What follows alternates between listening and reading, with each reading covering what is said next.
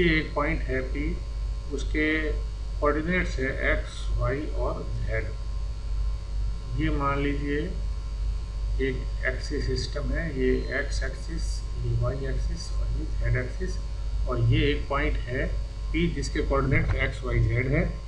इसका position vector लेने के लिए हम एक रेफरेंस पॉइंट लेते हैं, जो कि हमने यहाँ पे ये ओरिजिन O लिया है, और ओरिजिन O से पॉइंट P को मिलाने वाली जो लाइन है ये O टू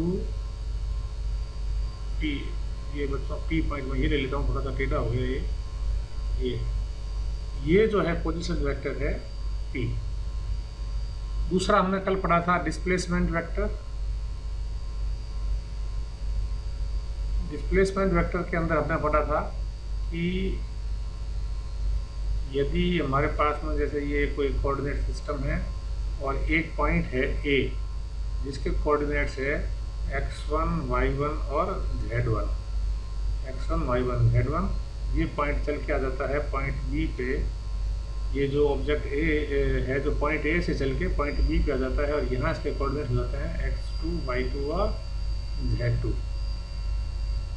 अब जो ये A से चल के B की ओर आया है, तो A से B को मिलाने वाली जो रेखा है, ये बच्चों हमारा टेढ़ा है, इसको सीधा दे रही मैं। A से B को मिलाने वाली रेखा, A से B की ओर जो हमने ये एरो हेड किया है, ये वेक्टर है AB वेक्टर। ये AB वेक्टर क्या है? ये डिस्प्लेसमेंट वेक्टर है A से B की ओर, जहाँ से इसका इनिशियल पॉइंट A है और फाइनल पॉइंट B है। ये है ओरिजिन। और यदि पोजीशन वेक्टर में कहा जाए, पॉइंट O से पॉइंट A को मिलाने वाला जो वेक्टर होगा OA, पॉइंट O से पॉइंट A को मिलाने वाला जो वेक्टर है, ये लाइन है OA, ये पॉइंट A है। ये हो गया आपके वेक्टर A, जो है पोजीशन वेक्टर है A पॉइंट का, और जो ये B पॉइंट है इसका पोजीशन वेक्टर है आपके ये OB। इसको हम B पोजीशन वेक्टर कहते हैं। यदि A पोजीशन वेक्टर को लिखना हो तो हम लिखेंगे x1 i cap plus y1 j cap plus z1 k cap. और B पोजीशन वेक्टर जो है, B पोजीशन वेक्टर के कोऑर्डिनेट जो है, कैसे लिखेंगे B पोजीशन वेक्टर को हम x2 i cap plus y2 j cap plus z2 k cap. अब बच्चा देखो, एक ये OAB एक ट्राइंगल बनता है, जहाँ O से A की ओर वेक्टर जाता है। O इसका वेक्टर का जो है इनिशियल पॉइंट है और A इसका फाइनल। अब पॉइंट A जो है, AB वेक्टर जो है, ये डिस्प्लेसमेंट वेक्टर, इस AB वेक्टर का पॉइंट A इनिशियल पॉइंट है और B फाइनल पॉइंट है। तो इस ट्राइंगल में देखो, इन ऑर्डर हम कैसे चल रहे हैं, O टू A चल रहे हैं। देखो वेक्टर की डायरेक्शन ये O टू A है, और फिर A टू B हम ऐसे चल रहे हैं, जिससे हम डिस्प्लेसमेंट वेक्टर, मान लीजिए आप इसको वेक्टर D कह देते हैं।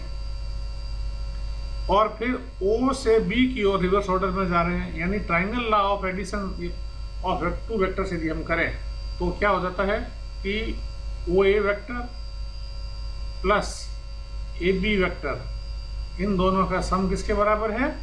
OB वेक्टर के बराबर है। OA वेक्टर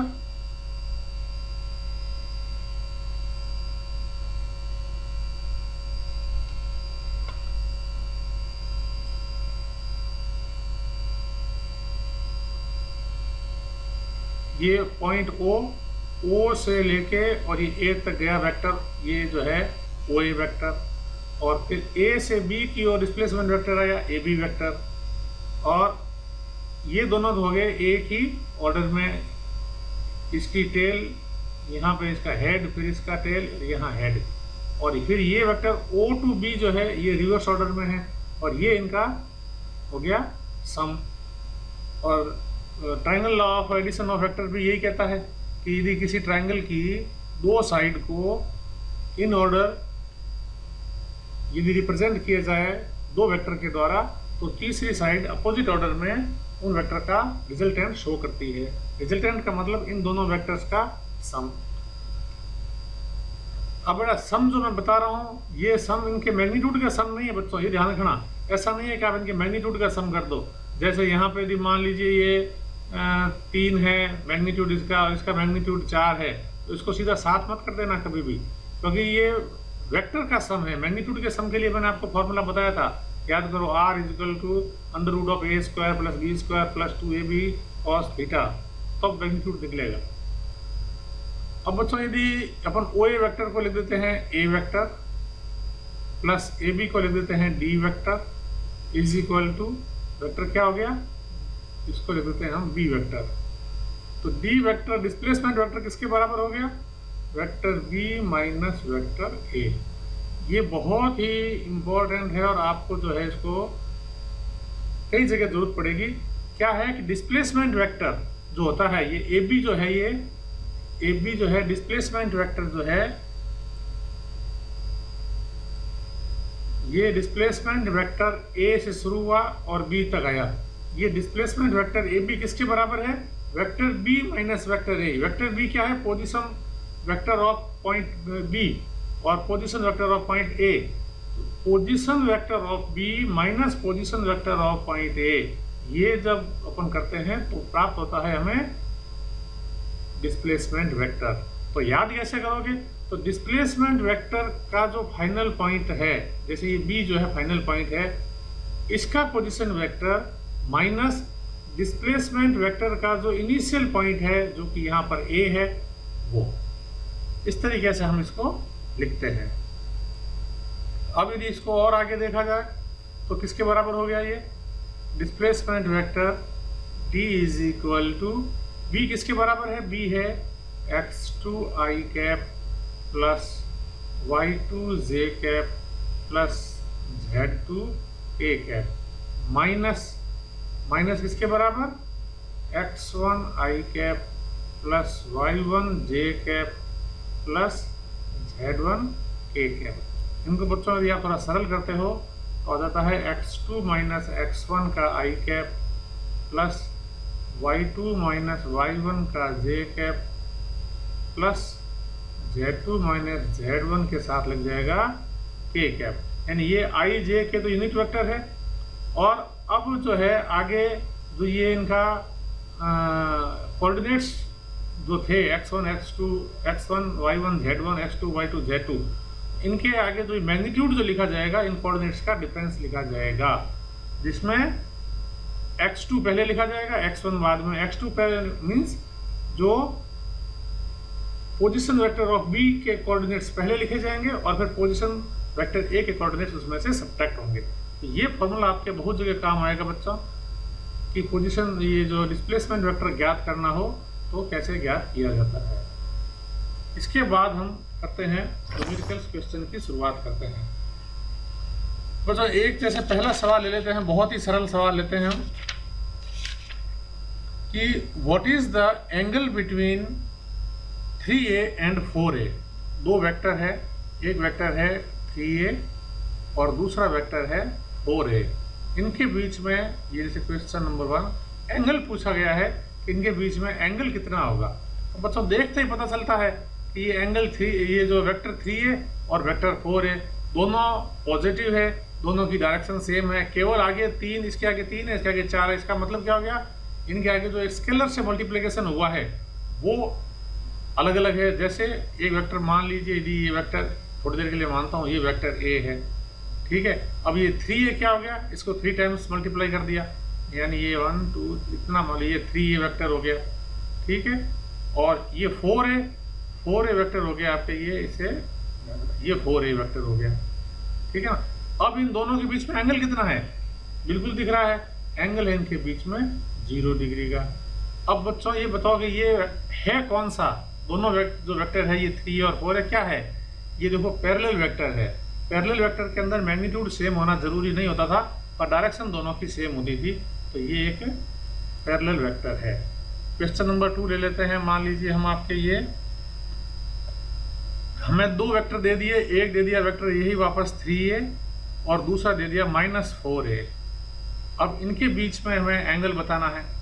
तो बच्चों एक ये तो हो गया 3a, ये 3a वेक्टर, और ये 4a वेक्टर, इनके बीच में एंगल निकालना है। देखो एक के आगे प्लस है, एक के आगे माइनस है, इसका मतलब डायरेक्शन तो दोनों की उल्टी है, एकदम अपोजिट डायरेक्शन है। और ये जो ए वेक्टर था उसके आगे किसी स्केलर से मल्टीप्लाई 3 हुआ है या 4 हुआ है, तो ये वेक्टर 3 है और ये 4 है, तो इनके बीच में भी एंगल कितना है, इनके बीच में एंगल हो गया आपके 180 डिग्री। और बच्चों ये कौन सा, ये दोनों वेक्टर कौन से वेक्टर है, ये एंटी पैरेलल है, नेगेटिव वेक्टर नहीं है। नेगेटिव वेक्टर होते तो इन दोनों के मैग्नीट्यूड भी सेम होते।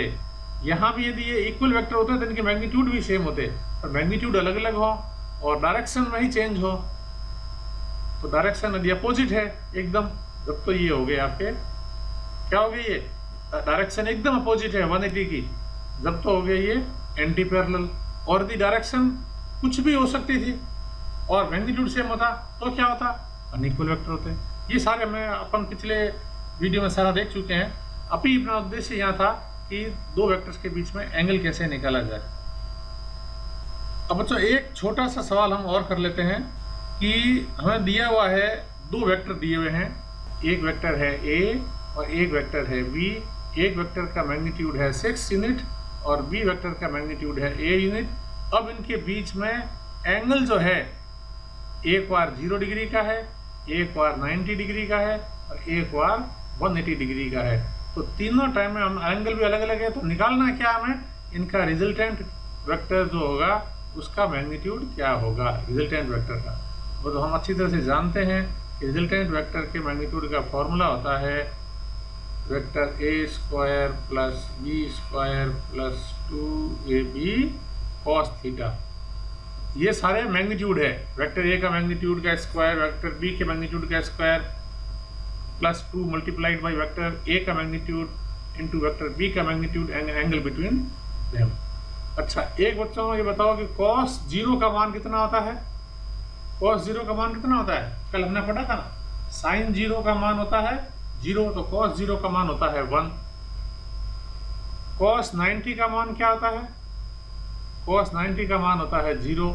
और cos 180 का मान कितना होता है, cos 180 का मान होता है -1। अब यहाँ पे आप ये वैल्यू रख दीजिए। पहली कंडीशन क्या है कि जब एंगल 0 डिग्री है, पहली कंडीशन क्या कि जब एंगल क्या है 0 डिग्री का, तो a स्क्वायर यानी 6 square plus 8 square plus 2 into 6 into 8 into cos 0, cos 0 के वैल्यू है 1, तो ये 1। इसको बच्चों आप सरल कर लेना, जो भी आंसर आएगा। दूसरी सिचुएशन क्या है जिसके अंदर 90 डिग्री का है एंगल, तो क्या हो जाएगा आपके a square plus b square plus 2a into b into cos 90। cos 90 का मान होता है 0, cos 90 का 0 रखा तो ये टर्म पूरी 0 हो जाएगी, और बाद में जो भी ये कैलकुलेशन होगा ये आप कैलकुलेशन कर लेना। और तीसरा क्वेश्चन क्या है कि जब इनके बीच में एंगल हो 180 डिग्री का, तो कैसे करोगे, a square plus b square plus 2ab और cos 180 का मान -1, तो ये संख्या जो है माइनस में हो गई, और फिर इसको सरल कर लेना, कैलकुलेशन आप कर लेना। इस तरह के क्वेश्चंस दिए जाते हैं तो हम इस तरीके से करते हैं। अब वेक्टर के एडिशन के ऊपर एक दो सवाल हम कर लेते हैं।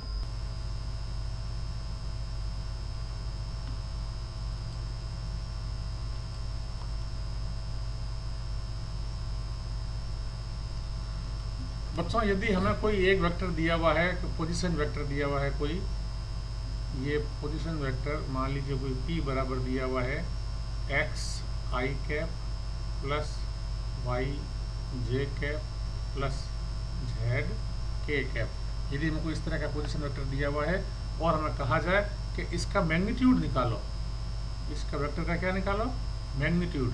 तो मैग्नीट्यूड कैसे निकालते हैं, अभी तक हमने जो पढ़ा था मैग्नीट्यूड का फॉर्मूला, उसके अंदर हमारे पास में जैसे दो वेक्टर होते थे, एक वेक्टर a और एक वेक्टर b, तो इनका जो सम होता था दोनों का, रिजल्टेंट जो होता था उसका हम मैग्नीट्यूड निकालते थे कि a और b का, जैसे एक वेक्टर a एक वेक्टर b दोनों का रिजल्टेंट का मैग्नीट्यूड हम निकालते थे, तो वो रिजल्टेंट का मैग्नीट्यूड कैसे निकालते थे कि वेक्टर a का मैग्नीट्यूड का स्क्वायर प्लस वेक्टर b के मैग्नीट्यूड का square plus A B vector इनके मैग्नीट्यूड है दोनों ए और बी के, और कॉस थीटा इनके बीच में एंगल, ये हमने अभी सीखा था।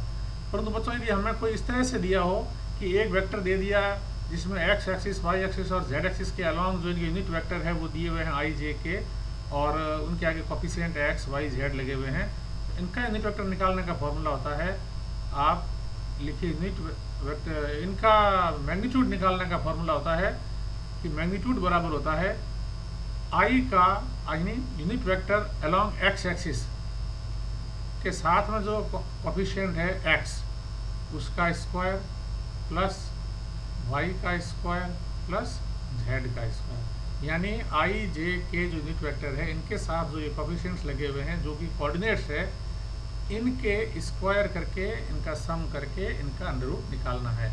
जैसे यदि आपको कोई दे दे क्वेश्चन कि भाई ये बराबर होता है 2 आई कैप प्लस 3 जे कैप प्लस 4 के कैप, यदि है तो इसका मैग्नीट्यूड कितना होगा? इसका मैग्नीट्यूड बराबर होगा 2 का स्क्वायर प्लस 3 का स्क्वायर प्लस 4 का स्क्वायर। कितना हो गया ये? 4 प्लस 9 प्लस 16, 25 और √29। √29 जो है जो भी यूनिट है ये इसका मैग्नीट्यूड है। अब जैसे एक क्वेश्चन हम लेते हैं कि एक वेक्टर है ए, क्वेश्चन में क्या दिया हुआ है कि एक वेक्टर ए है जो है आई प्लस जे माइनस 2 के, और एक वेक्टर है बी जो है 2i माइनस जे प्लस के। इनके ऊपर सब पे कैप लगी है। अब रीडिंग में जब हम लोग लिखते हैं तो कैप लिख नहीं पाते हैं, आप उनको समझ लेना कि कैप लगी हुई है। अब हमें कहा गया है कि 2a माइनस 3b का मैग्नीट्यूड कितना होगा वो निकालो। तो सबसे पहले तो हमें 2a माइनस 3b वेक्टर निकालना होगा और फिर हम उसका मैग्नीट्यूड निकाल लेंगे। तो 2a किसके बराबर है?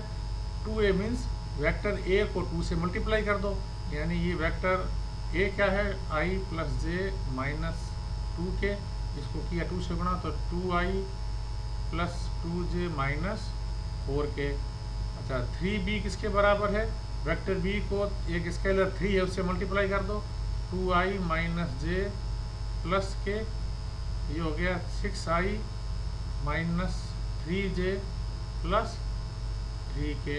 अब यहाँ हमने ये जो है रख दिया मान इनका 2a माइनस 3b, तो ये कितना हो गया 2i प्लस 2j माइनस 4 के माइनस 3b कितना हो गया 6i माइनस 3j प्लस 3 के। तो ये टोटल कितना हो गया? ये हो गया 2i प्लस 2j माइनस 4 के minus 6i plus 3j minus 3 के। तो ये 6 और 2 हो गया माइनस 4i प्लस 5j और माइनस 7 के। ये आ गया हमारे पास में। क्या आ गया ये हो गया 2a माइनस 3b जो वेक्टर है ये इतना आ गया। अब इसका निकालना हमें मैग्नीट्यूड। तो मैग्नीट्यूड कैसे निकालेंगे?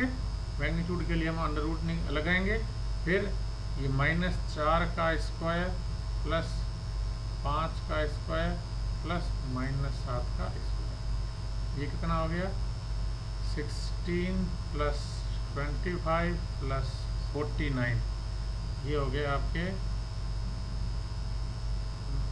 रूट ऑफ 90 हो गया। ये इसका मैग्नीट्यूड निकल गया। इस तरीके से हम वेक्टर्स के एडिशन से संबंधित क्वेश्चंस कर सकते हैं। और अब हम आगे पढ़ेंगे प्रोडक्ट ऑफ वेक्टर्स।